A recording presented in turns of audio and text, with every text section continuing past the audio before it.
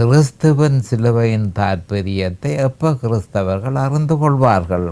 அவர்களுக்கு கிறிஸ்துவின் சிலுவையை பற்றிய செய்தி, சிலுவையில் அறையப்பட்ட இயேசு கிறிஸ்துவை பற்றிய செய்தியை தொடர்ச்சியாக பிரசங்கிக்கும் பொழுதே கிறிஸ்துவின் சிலுவையின் தாற்பயத்தை அவர்கள் அறிய முடியும்.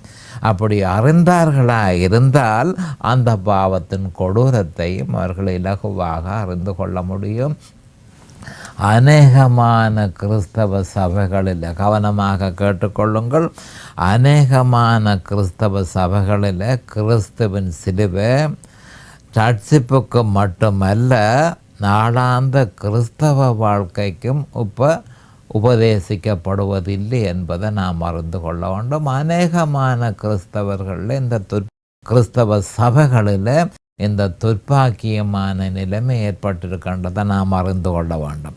அப்போ கிறிஸ்துவின் சிலுவை ரட்சிப்புக்கு மட்டுமல்ல, நாளாந்த கிறிஸ்தவ வாழ்க்கைக்கும் உபதேசிக்கப்பட வேண்டும். ஆனால் அநேகமான கிறிஸ்தவ சபைகளில் தற்பொழுது ரட்சிப்புக்கு மட்டுமல்ல, நாளாந்த கிறிஸ்தவ வாழ்க்கைக்கும் கிறிஸ்துவின் சிலுவை உபதேசிக்கப்படுவதில்லை என்பதை மிகுந்த வேதனையோடு சொல்ல வேண்டியதாக இருக்கிறது. சில கிறிஸ்தவ சபைகளில் ரட்சிப்புக்கு கிறிஸ்துவின் சிலுவை உபதேசிக்கப்படுகிறதற்காக தேவனுக்கு ஸ்தோத்திரம்.